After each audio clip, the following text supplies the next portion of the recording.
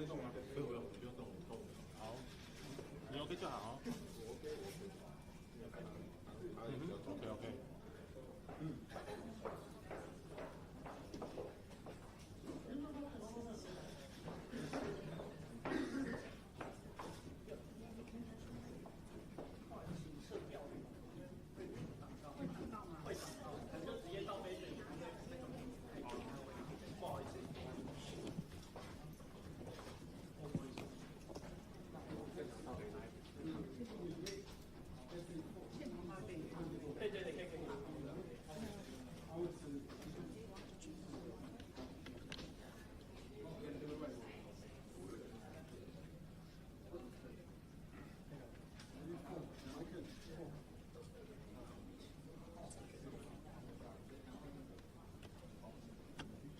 各位媒体朋友，因为还有几位媒体朋友还在楼下，所以请稍微等一下，谢谢。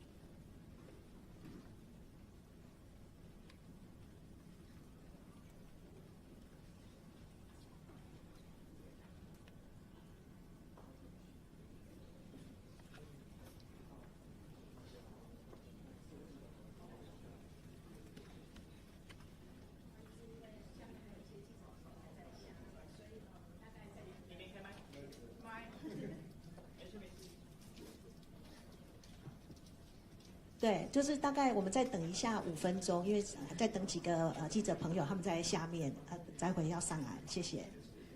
我们要往会一点，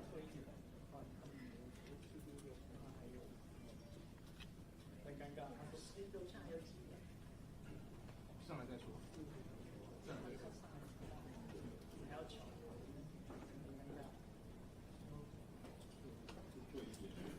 我在哪？对，可以拉开。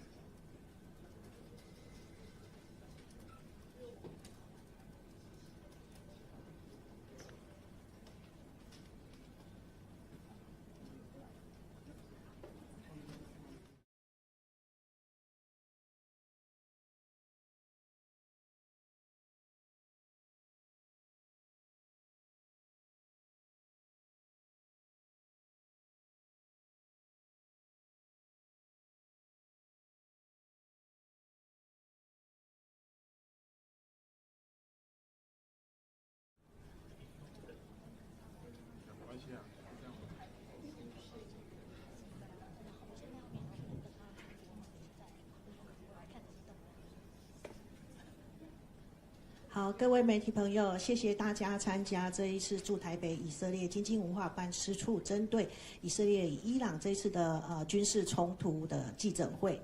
那为了节省时间呢，我们今天的就流程非常的简单，就是一开始是由代表会跟针对这一次的情势呢跟大家分享与报告，然后接下来我们就会开放那个媒体提问。那我们首先呢，先欢迎就是驻台北以色列经济文化办事处代表尤玛雅代表来先为大家说一下。Okay, good morning, and thank you for coming here. I see many familiar faces. This is unprecedented times for Israel, really historical days. During the last 11 days, Israeli air forces has been attacking in Iran non-stop. And at the same time, in Israel, Iranian missiles have been attacking cities and civilians non-stop. This is a scale of destruction that we have not seen ever before, and Israel is in a state of emergency. Israel is a country that was threatened from day one of its existence 77 years ago. Yet now we are facing direct and deliberate attacks on our civilians. My parents, my friends are in shelters. There are no schools, only essential working places are active, and Israeli people are paying a very heavy price. These are historical days not only for Israel and not only for the Middle East, but to the entire international community. Geostrategic changes are happening in scale and in pace like never before, and especially what we have witnessed last night with President Trump's bold decision, decisive decision, to military attack 3 nuclear facilities in Iran demonstrates once again that the US is the leader of the free world acting against totalitarian regimes.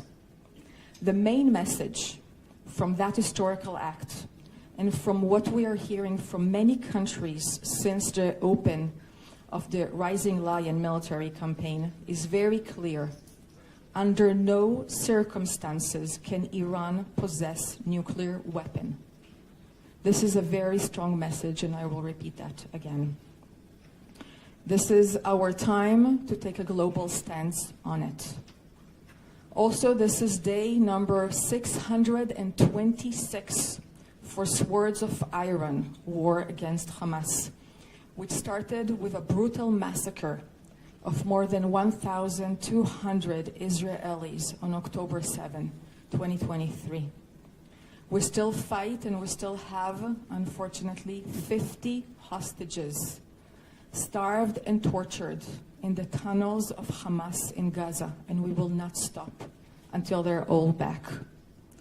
There is one thing that we learned in a harsh way from that October 7 attack, and that is when our enemies call to annihilate Israel, we listen to them and we believe them. And this is exactly what is happening today with Iran. The supreme leader of Iran, Khamenei, has been continuously calling for the destruction and annihilation of the state of Israel. Iranian radical Islamist regime had a very clear plan to annihilate the state of Israel, and it included 3 pillars: the nuclear program, the ballistic weapon program, and the terrorist proxies, and I will go over that. I will not go into the long history of negotiations with Iran about the nuclear program, but I will mention that on June 12th, the day before Rising Lion started, there was a decision made by the International Atomic Energy Agency stating that Iran is in non-compliance to its NPT safeguards. It means that Iran is the only country in the world that is having highly enriched uranium for 60%. There is no justification for having that level of highly enriched uranium for peaceful purposes. Now, the amounts of that highly enriched uranium are sufficient for 9 atom bombs. And what is most alarming is that a third of that amount was reached and accelerated only during the last 3 months, which means that there was a very quick running of acceleration of enrichment. Now, what happened during the last 3 months? There were negotiations between the US and Iran, which means that in parallel to those negotiations, Iran was actually accelerating its nuclear enrichment and weaponization plans. The second part is the ballistic missile program. Iran is already having thousands of missiles, and we know because we fill them now every day.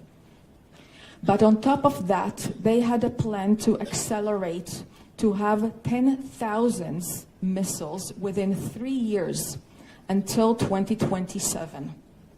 It means that they were going into massive build-up, into really drastic increase of production. Now, what we're seeing today in Israel are missiles with 200 and 500 tons of explosive. This is like, imagine bus full of explosive flying into a city center. This is what we're experiencing right now. And this is an existential threat for Israel. We are such a small country, much smaller than Taiwan. To have that type of threat with 10,000 missiles being built against us is something that no country in the world can have.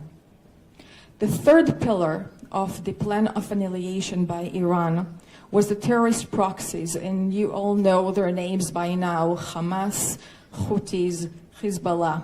They have been financing, training, guiding them, providing weapons. We know that the mastermind before October 7 was really Iran, and the executor was actually Hamas.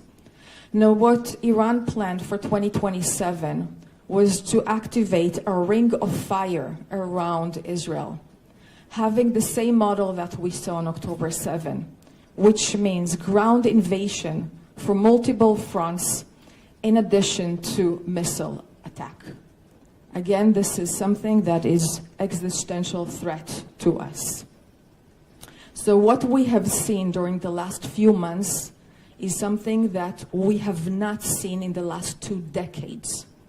And that is a very fast running forward in both nuclear and ballistic missiles.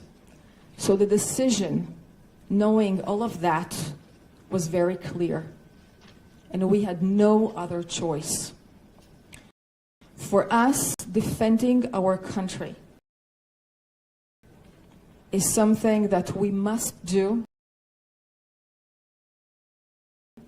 And we needed to act on time before it's too late, before they have a nuclear atomic bomb. For us, this is an act of self-defense, and we must do it to secure our future. Now, the aim of Rising Lion is very clearly stated. We are to neutralize the nuclear and the ballistic missile program. We need to roll back the threat, so we will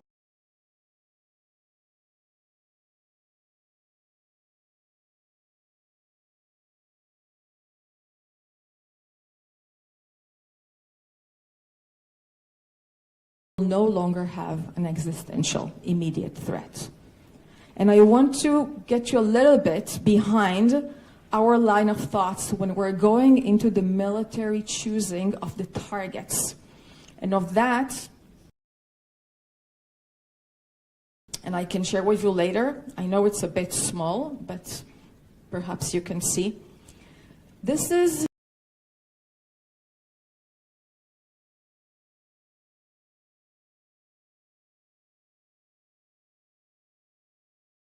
the various stages of a nuclear process. It is not easy or simple to assess a nuclear warhead. It requires a lot of research, R&D. It requires enrichment, material, mining, weaponization, minimizing everything, storage. All of that process is a very complicated one. And what we are now doing is we are going against processes, facilities that are in all of those stages. It means military facilities. It means critical components of nuclear process, key individuals, both in the military leaders and scientific leaders, and all the infrastructure that is associated with Iran's ballistic missiles program. We are performing a very focused and strong targeted attacks, and we're doing our utmost to not harm civilians. We give announcements before, if possible. What Israel did and is continuing to do as we speak here today is very significant to delay the possibility of Iran having a nuclear bomb. But the US involvement was critically needed. And we thank President Trump for leading US military action last night and removing an immediate existential threat and making the entire world safer from nuclear weapon. The attack on Fordo was something that was needed from the US, and President Trump made a very historical decision to prevent the world's most dangerous regime from obtaining the world's most dangerous weapon. This will never be forgotten. I'm not going to repeat on messages that we all heard directly from President Trump and Prime Minister Netanyahu in their statements, but I will say that it is very obvious that the communication and coordination between the US and Israel was very close. Both share the same vision of peace through strength, and they both bring us to a pivotal moment that we're now standing at. I want to make it clear that we are not done yet. There are still military targets, and we are not going to stop until we're going to achieve the fully military aims that we have set for ourselves for this military campaign. Israel is committed to achieve its endgame, and it's going to require more time, as much time as necessary to accomplish the quality of those targets. And we're all hearing the concerns of many people about escalation. So I would like to refer to that and say, we are really on a crossroad. And this is an opportunity for a safer and more stable Middle East. Perhaps this is the one time where we can actually make this region positively contribute to global security. Preventing a tyranny, an extremist Iranian regime, from continuing to destabilize and take an action, terrorist action, against the region and against the world is something that we are all in the free world should really support and stand by. And we hear that. We hear that from President Trump, from G7 leaders, European leaders, like-minded countries. They all make it very clear in their statements. Under no circumstances will Iran be allowed to possess nuclear weapons. This is a shared responsibility. We all need to make sure that Iran is enforced to change its behavior and make this a new reality. I would like to mention two more issues, and then I will open for Q&A. The first is about the people back home in Israel. And there are 10 million people living in my country, a very small country. We're facing deliberate Iranian attacks on our civilians. They're attacking a hospital, they attack a mosque, they attack Jewish, Christian, and Muslim communities, Israeli people, foreign people, regardless. This is a deliberate attack. We already have 24 casualties, people who paid with their lives. Thousands are injured. Thousands lost their homes. We need, and we know in Israel, we understand that in order to achieve victory, we need a strong and resilient home front. And we have been preparing this for years. People in Israel know exactly what to do when the sirens are heard and the alarms are off. And they know to go to shelters and safe rooms which are available in every apartment and in every building. Yes, we do have advanced technologies. And you see them. They give us multi-layered air defense, Iron Dome, David Sling, Arrow. We have the US systems. These are giving a lot of protection and they have high interception rates, but they are not 100% proof. And we still do not have complete protection. So we do have a small number of missiles that have been managed to penetrate and to hit civilians. And this is where we're seeing the spirit of the Israelis. The resilience, the community, the solidarity. Israeli people do not want to be at war. If there is any doubt about it, I want to make it really clear. We are such a minority Jewish country. There are only 15 million Jews all around the world, 7.5 million Jews in Israel. And all we want to do is to live in peace and security so my children and all of our future generation will be able to have a prosperous and quiet life. This is something that I think we and Taiwanese people are sharing together. What we do is defend ourselves. My last point for today is really about the cognitive war that we're seeing all around us, and I think that there is a very high awareness for that specifically in Taiwan. I'm saying this because I see my country getting a lot of criticism and the international media for being too aggressive. And I saw that also here in Taiwan. This is coming, I think, from those who don't fully understand the Middle East power dynamics and culture and history.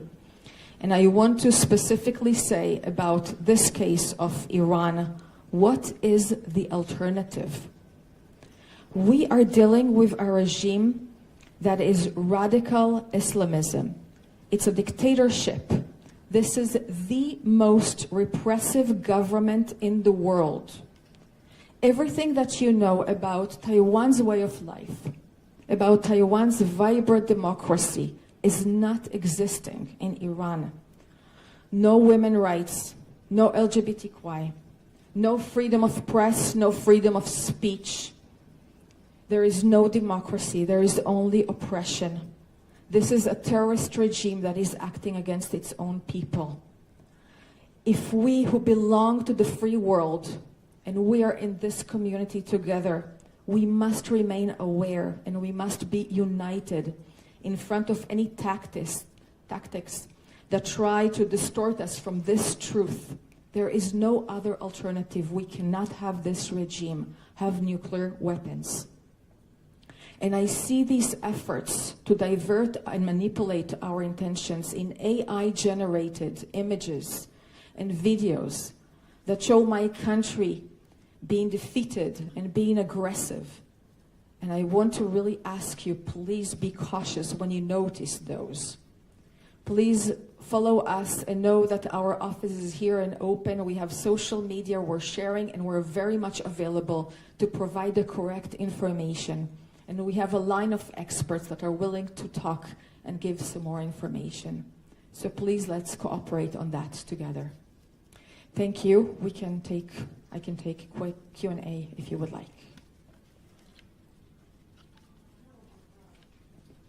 现在开放那个媒体提问 ，OK， 婷婷。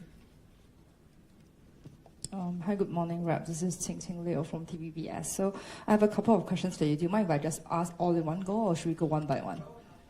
Okay, thank you so much. So for the first question I have for you is that I'm just curious how many Israeli citizens are currently in Taiwan? And because we have currently seen that on social media, there are actually some Israelis who wish to return home actually. So just wondering whether there's any current plans about this, assisting them to get home. And the second part is that because the recent US attack on Iran, are there concerns that Israeli diplomatic posts, like the one around the world, will become key targets for Iranian retaliation? So for the Taiwan side, just wondering, because you actually openly hold a press conference today, so are you concerned about that kind of level of threat currently? What you guys are actually managing on a security level, or what is your, I would say, your thoughts about that? And the last part is that, just wondering, because this press conference come at a time when there are like this various increase of tension in the Middle East. So I was just wondering, how has the headquarters at the Israeli Foreign Ministry has given, is there a guidance for having this kind of press conference today? Because we know that many of these embassies around the world, Israeli embassies around the world, are actually closed. But you actually opened a press conference today, so I'm just wondering, was there a guidance or a note from the HQ about, what kind of message this press conference wants to show to the world? Thank you. Thanks. There are currently about 100,000 Israelis abroad who are requesting to return back to Israel. This has been the case for the last 10 days since our airspace has been closed, and we are seeing a decrease in the amount of flights. I will say on that land borders and maritime borders are still open, and people are coming and leaving through them. And we're slowly returning into having more flights to come back to Israel with Israeli airlines. To the best of my knowledge, there are not Israelis here in Taiwan that have requested to return to Israel.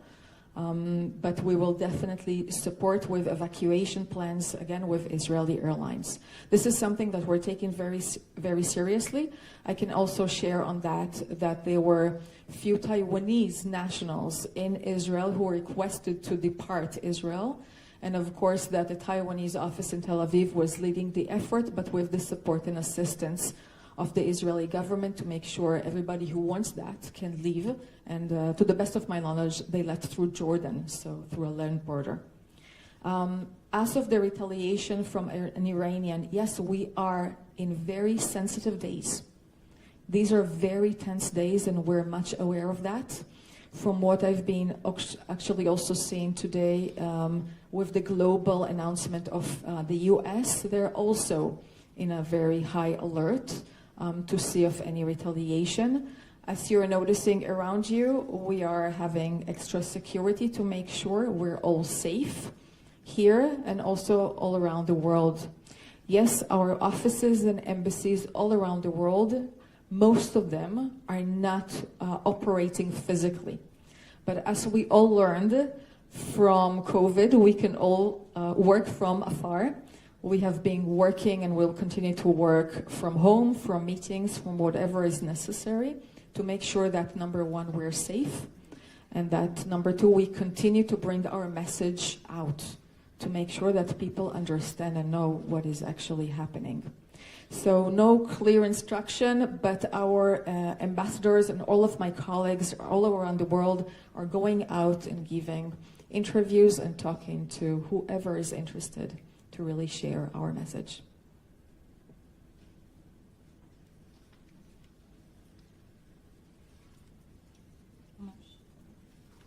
Wenyi Lee with the Reuters.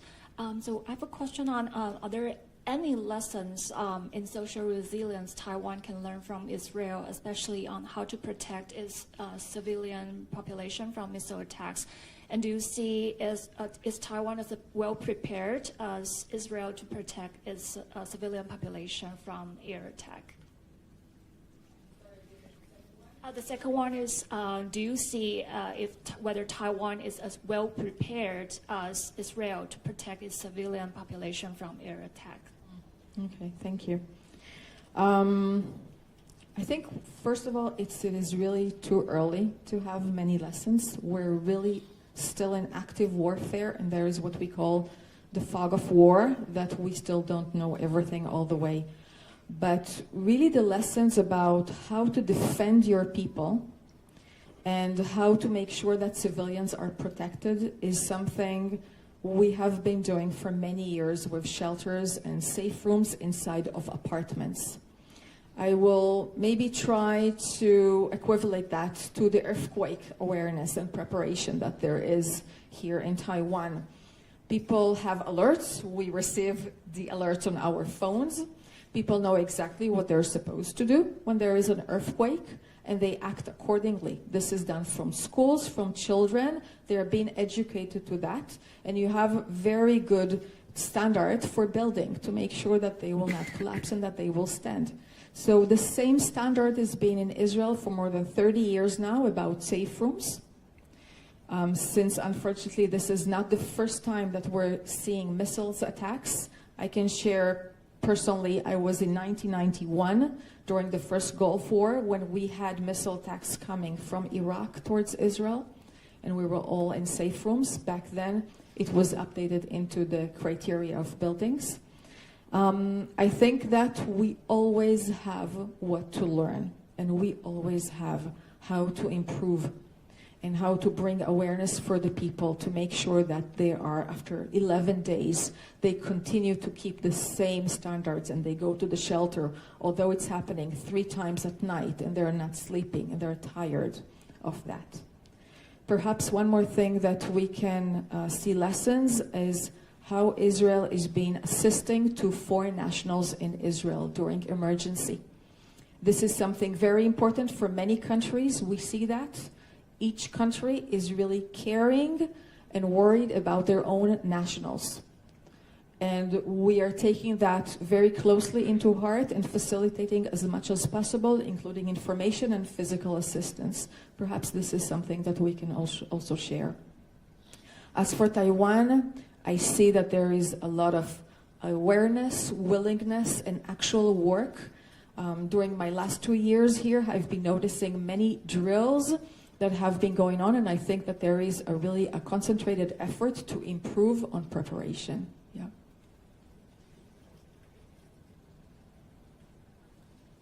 Really quick follow-up on, because I know Israel also has your semiconductor industry and high-tech industry, and as well as Taiwan. So if there's any lessons or advice, like to protect and make sure the industries are running well during such conflicts. Okay. Well, the first thing I will say is that our economy for now, for the short immediate term, it is paying a price. Okay, this is not days as usual. As I was saying, schools are not open. We have home front command that gives us instruction. It means that non-essential workplaces are not open. And if I will, for example, refer to my headquarters, only part of the people will physically come and the majority will work far from home. But our economy started this war from a very resilient and very strong financial basis. Our national debt is low, relatively low, only 68%. We have a very strong and resilient policy and market. And we see from previous events, previous wars and military rounds, that it takes us quite short time to rebalance and actually to have a boom economy after that. So the innovation and technologies that we are now seeing being active on the military necessity will later on will have the civilian interpretation for them. And this is exactly why we see the large amount of investments in Israel now during the war. The first quarter of this year, 2025, was the highest in foreign investments that we had. This is a show of really strong support and belief in the Israeli system. Maybe this is to say, come and invest in Israel. But I also want to say, I was talking about this pivotal historical moment we're standing at, of really all opportunities in the Middle East can change. And when we're looking on that, we're actually looking also on trade relations with our newly neighbors. Because we're really hoping for trade relations, not only with Asia, with Taiwan, with Europe, with the United States, but also in our region. Trade, communication, tourism, innovation, if we will have that in the Middle East, then peace and stability will bring prosperity also. And this is really in our reach. So I think that that optimism is something that, even if there are short-term prices, for the medium term, long term, they're all worth it. 好，那我们还有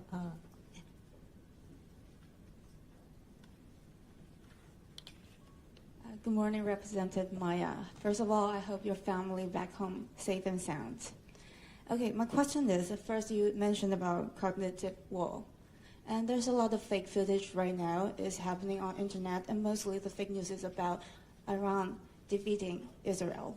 And we got the information that a lot of the sources are from China. Since this is a war, so how do the Israel government defend on this war? And the second question is, of course, what happened in Middle East have impact on economy. So right now there's turmoil on also stock market and also oil prices. Any suggestion on Taiwan for the Taiwanese investor? That's my question. Thank you. Wow. I'll share that in one of the mornings this week when I opened my Instagram, there was a real video showing fire all over the city in Israel. And it got me so scared.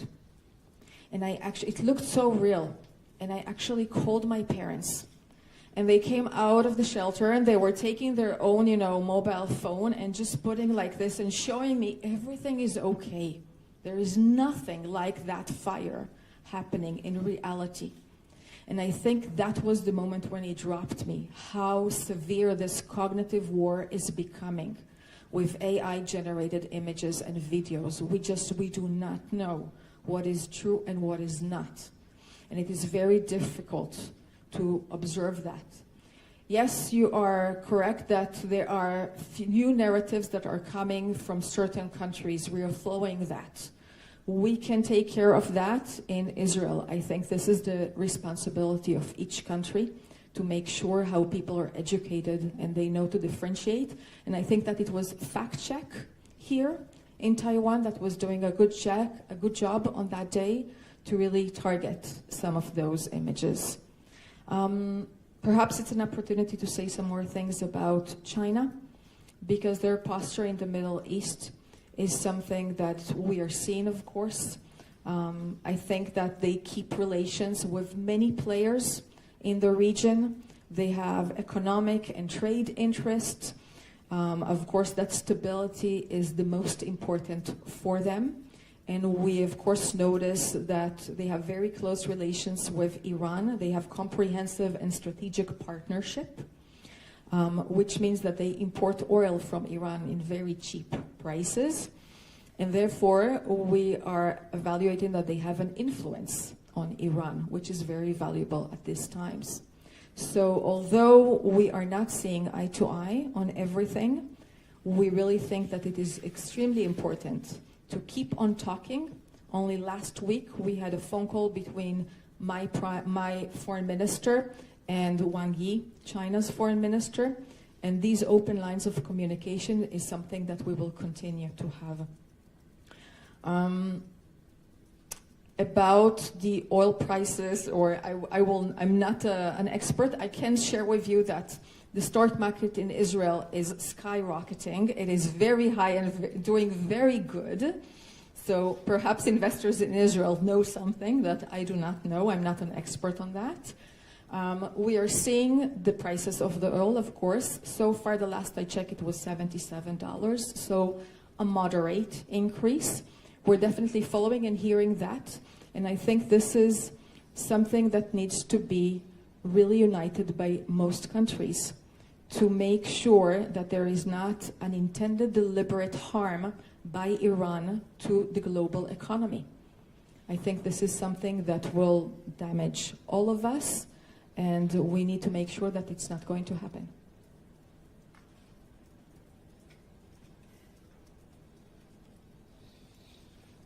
Sorry, just a follow-up question on China, because you mentioned earlier. Just wondering, because the Chinese MFA just condemned the U.S. strikes on Iran, calling for ceasefire and talks. And actually, the Chinese, just to quote them, they actually said that the U.S. attack on Iran damages U.S. international diplomatic credibility. Just wondering what's your thoughts on that? Well, I will let my American colleagues also comment on that later, if they would like. I will say that from our side, and I think that this is something that is really shared, but everyone who do not want to see extremist totalitarian regimes in our world, we need to be united on this. And I think this is what we have seen President Trump really leading this and making sure that we will weaken Iran and we will make sure that they will not possess nuclear weapons. 那还有没有媒体朋友有问题的？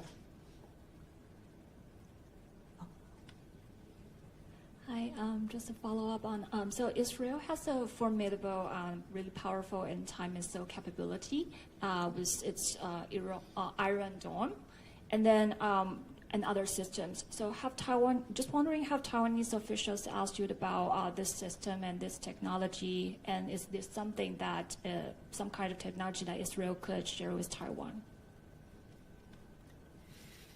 We have been having closed doors talks with Taiwan on everything that we see of mutual interest.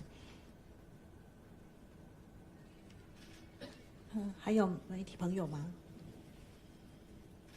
有吗？那Just to thank you again for coming and for being interested in what is happening on the other side of the world. I must take again this opportunity and mention that we are still having another fight still ongoing against Hamas with 50 hostages being held. Only yesterday we retrieved 3 bodies of hostages from there, coming from intelligence efforts. So we are hoping for their return, and please know that our office is here and always available if you have any more questions or requests. Thanks. 那我们今天的记者会就到现在结束，谢谢大家。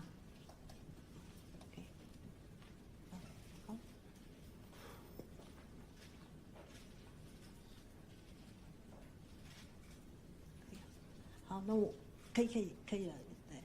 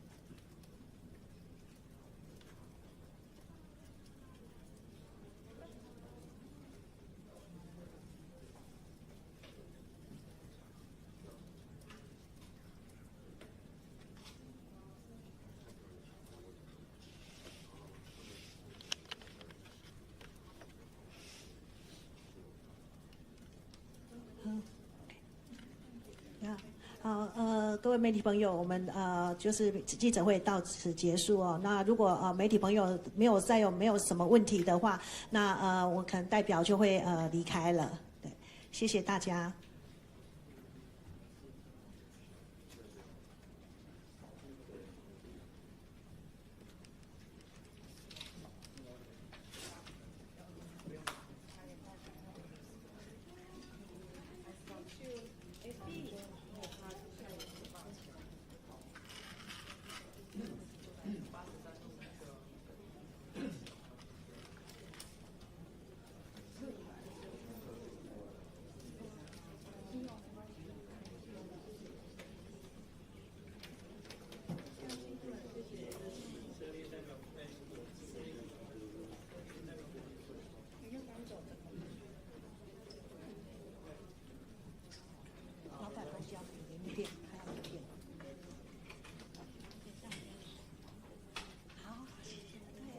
心。